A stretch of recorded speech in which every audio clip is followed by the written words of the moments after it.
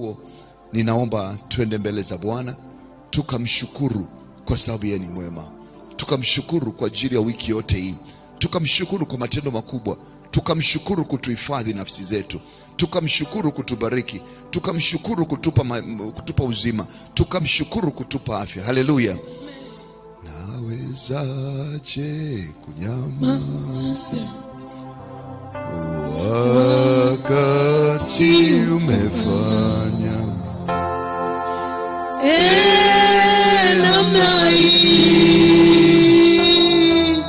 Sijaona namna hii. Nawezaje kunyamaza? Nawezaje kunyamaza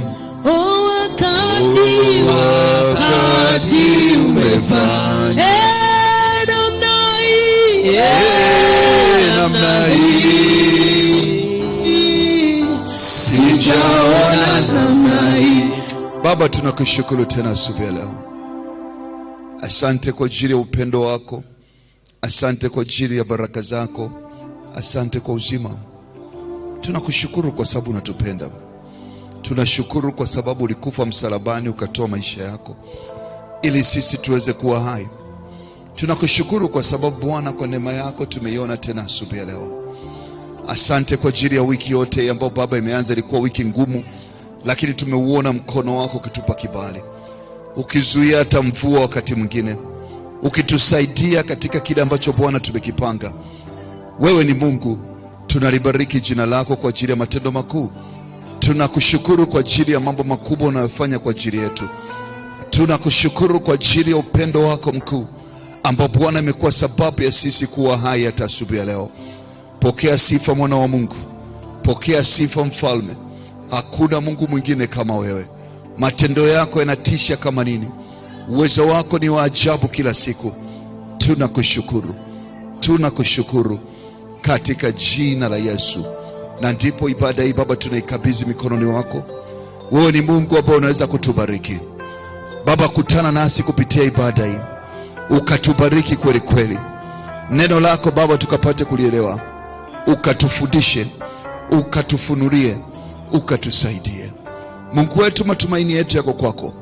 Wengine wanajali sanamu, wengine wanajali wakubwa, wengine wanajali ndugu na jamaa, lakini mawazo yetu na mioyo yetu inakuangalia wewe ambao hujawahi kushindwa. Tunaomba Baba ukabariki kazi hii katika jina la Yesu. Amen. Haleluya. Naomba tuketi. Asubuhi leo tunaingia katika maombi mapya tena ya siku 10. Tumemaliza maombi ya vazi la kibali. Haleluya. Na najua kila mtu amevikwa vazi la wokovu, amevikwa vazi la haki, na amevika vazi la kibali. Haleluya. Na kwa namna hiyo tunapoenda katika maombi mengine tena, jua nilikwambia Biblia inasema kwamba kule mbinguni maombi ya watakatifu yamehifadhiwa. Haleluya. Na tunachokiamini kitu kimoja, Mungu hasemi uongo. Kama Biblia imeandika maombi ya watakatifu yamehifadhiwa, yamehifadhiwa. Haleluya. Na najua siku moja atafanyika manukato mema, na Mungu ajibuye maombi atafanya mambo ambako utabaki unashangaa. Haleluya. Basi tunaenda katika maombi mapya katika msimu huu tena, na maombi yetu safari hii yanaongozwa na kichwa sio kile cha kwanza. Tunaingia katika somo ambalo linaitwa Bwana, naomba unibariki kweli kweli. Jiambie nafsi yako, Bwana, naomba unibariki kweli kweli. Mungu wangu, naomba unibariki kweli kweli. Nilipokuwa nasoma nikajua kumbe kuna kubariki kiuongo. Na Yesu asifiwe. Nikajua kwamba huyu jamaa alikuwa na akili sana. Ameona watu wengi wakija kutoa ushuhuda, nimebarikiwa. Lakini amebarikiwa kweli kweli huyu? Sasa ndio maana huyu bwana akati anawaza kuhusu maombi haya akasema mimi naomba unibariki. Sasa tuangalie kubarikiwa kweli kweli maana yake nini. Hebu tuangalie kitabu cha Wafalme wa kwanza sura ya 4 mstari wa 9 na wa 10. Wafalme wa kwanza sura ya 9 mstari wa 4 na wa 10. Mambo ya Nyakati, sio Wafalme. Mambo ya Nyakati wa kwanza sura ya 9, sura ya 4 mstari wa 9 na wa 10. Mambo ya Nyakati wa kwanza sura ya 4 mstari wa 9 na wa 10. Nitasoma katika jina la Yesu. Yabezi alikuwa na heshima kuliko ndugu zake, na mama yake alimpa jina la Yabesi akisema, nilimzaliwa kwa maumivu. Yabesi akamwomba Mungu wa Israeli akisema, Mungu, unibariki sana na upanue mpaka wangu, na mikono yako uwe pamoja nami, na ulinde kutoka mabaya, ili lisinipate maumivu. Na Mungu akamletea alichoomba. Sasa Biblia ya tafsiri imetumia lugha kidogo ambayo ni ya kisasa zaidi, lakini ile Biblia ambayo ni original inasema, huyu Yabezi akamlingana Mungu wa Israeli akisema, lau kwamba ungenibariki kweli kweli na kunizidisha hozi yangu, na mkono wako ungekuwa pamoja nami, nawe ungenilinda na uovu, ili usiwe kwa huzuni yangu. Naye Mungu akamjalia aliyoyaomba. Bwana Yesu asifiwe.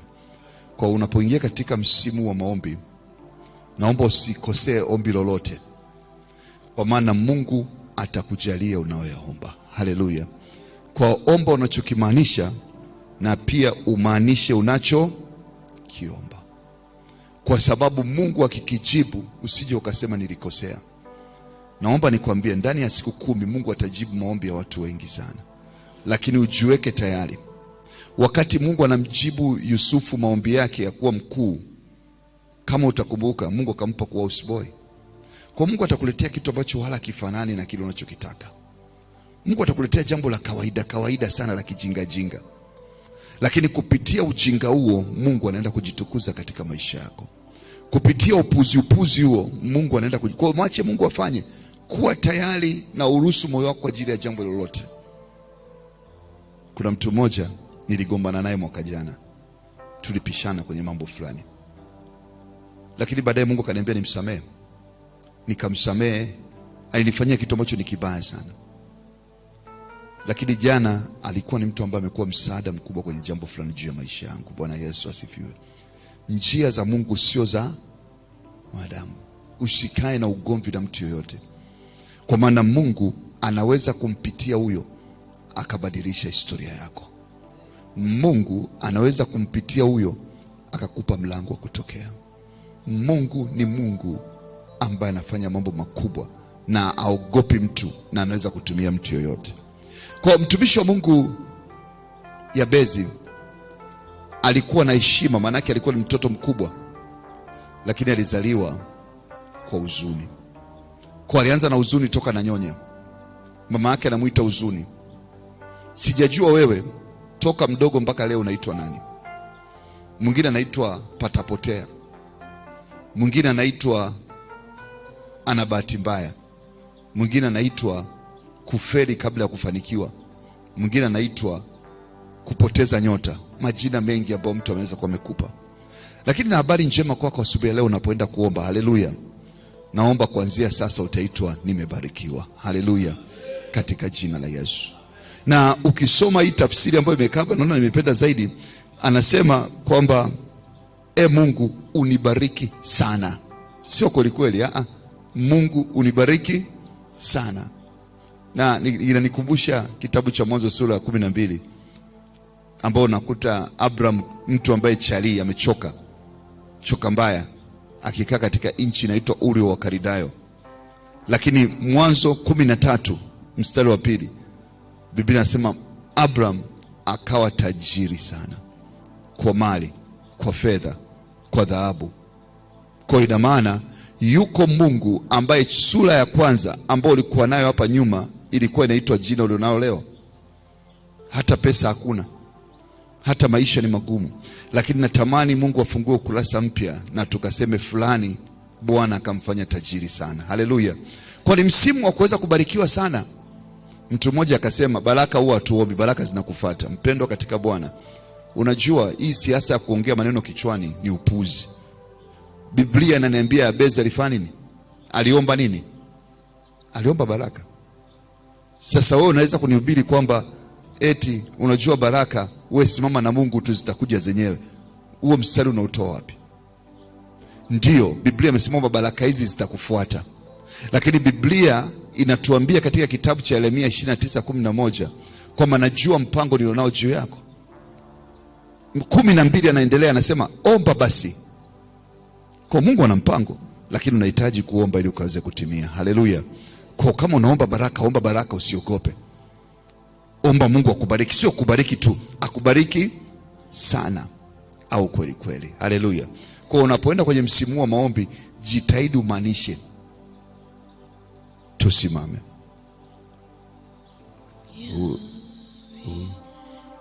Karabosikara. Yahweh, Yahweh, Yahweh. Yahweh, Yahweh, Yahweh. Ndivyo ulivyo. Yesu, Yesu, Yesu, Yesu. Yesu, Yesu, Yesu. Ndivyo ulivyo. Amen, amen. Sema Baba, katika jina la Yesu, asubuhi ya leo mimi sako ninajitenga na aina yoyote ya uovu, historia ya familia yangu kinyume na mapenzi ya Mungu. Katika jina la Yesu ninavunja mikataba na nyumba baba yangu kwa jambo lolote ambalo linamwakilisha adui. Leo ninavunja mkataba wowote wa umaskini katika jina la Yesu. Ninavunja mkataba katika familia yangu wowote na magonjwa na maradhi katika jina la Yesu. Ninakataa hizo roho out. Roho ya kuchanganyikiwa, mimi sio sehemu yako, kufa asubuhi ya leo katika jina la Yesu. Katika jina la Yesu, vikwazo vyovyote vya mafanikio ambavyo vimezuia nyumba baba yangu, vimezuia nyumba mama yangu, leo ninavibomoa out katika jina la Yesu. Kwa damu ya Yesu wa Nazareth, vunja vikwazo, vunja madhabahu, vunja maagano. Raba zegorianda raba, agano lolote ambalo liko kwenye nyumba baba yangu, liko kwenye nyumba mama yangu, leo ninabomoa out. Ile law ambayo naiona kwenye nyumba mama yangu ikijaribu kuharibu watu na kuwashusha chini, ninakukemea. Toka kwenye akili yangu, toka kwenye maisha yangu. Ile law kwenye nyumba baba yangu ambayo inaharibu watu, ambayo inawashusha watu, leo ninakukemea. Toka kwenye maisha yangu katika jina la Yesu. Baba, ninabeba nila ya Yesu, ninabeba neema katika jina la Yesu, katika jina la Yesu, katika jina la Yesu. Sema Baba, kwa jina la Yesu. Sema Baba, katika jina la Yesu. Agano lolote la kale la kiroho ambalo linafanya kazi dhidi ya wokovu wangu na linavunja maisha yangu, leo ninavunja hilo agano kwa damu ya Yesu. Agano la uongo, agano la tamaa, agano la uzinzi, agano la uharibifu, out. Achia leo kwa damu ya Yesu, kwa damu ya Yesu. Vunja maagano asubuhi ya leo. Kama unaona kuna tabia baada ya kuokoka zinakufuata, haribu leo katika jina la Yesu. Baba, katika jina la Yesu, agano lolote ambalo linafanya kazi kwenye huduma hii kwa ajili ya ardhi mahali hapa, kwa ajili ya mahali tulipojenga jengo lako, tunavunja maagano, tunabomoa maagano kwa damu ya Yesu. Tunavunja maagano, tunabomoa maagano kwa damu ya Yesu, kwa damu ya Yesu, kwa damu ya Yesu, kwa damu ya Yesu, katika jina la Yesu, katika jina la Yesu. Tabia zozote ambazo hazimwakilishi Yesu katikati ya kusanyiko hili, kufa leo, shindwa milele katika jina la Yesu, katika jina la Yesu.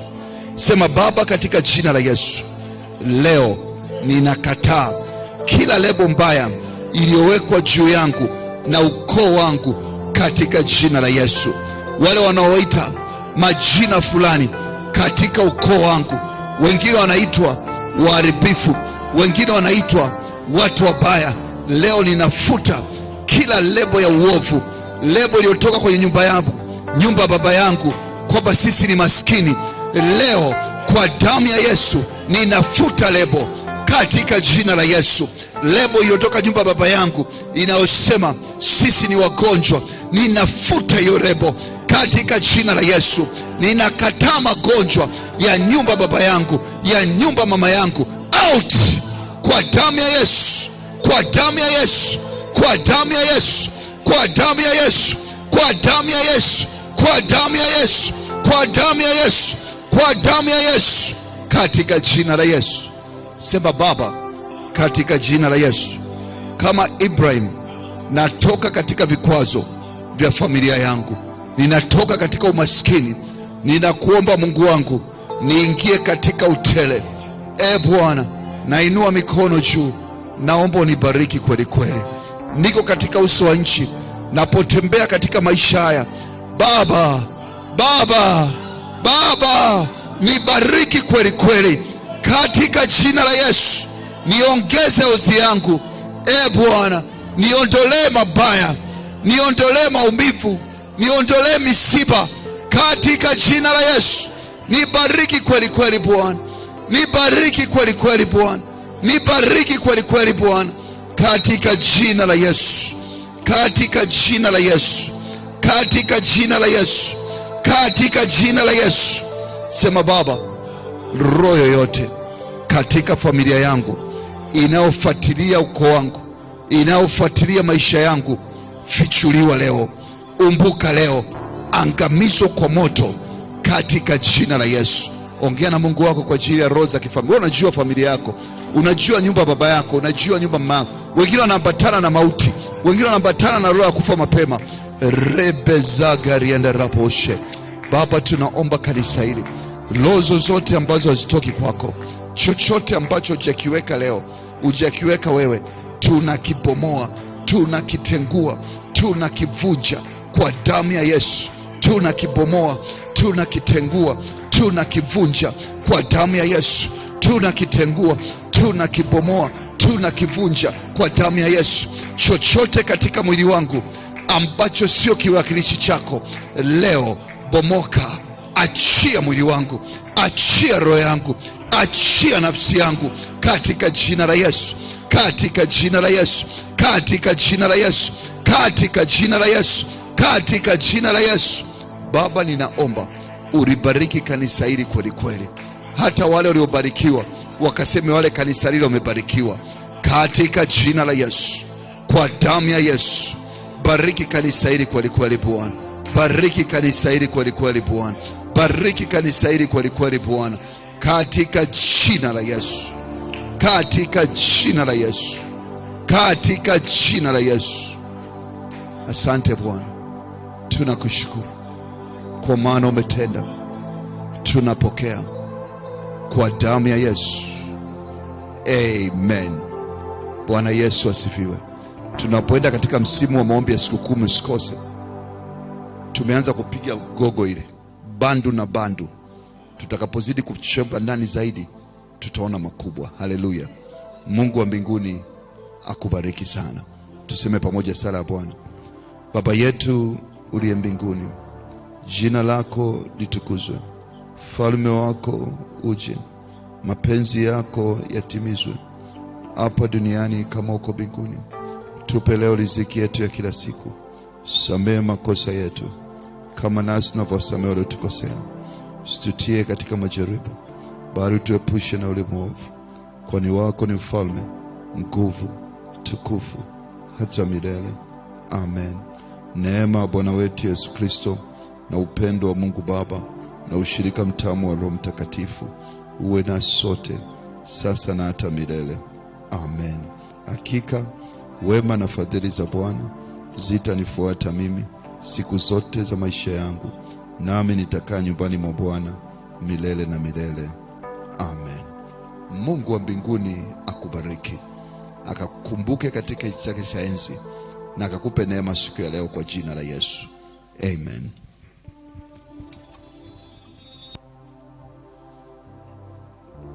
Wewe ndiwe Mungu wetu, wewe ndiwe wa pekee, hatuna Mungu mwingine. Pokea sifa, wewe ndiwe Mungu.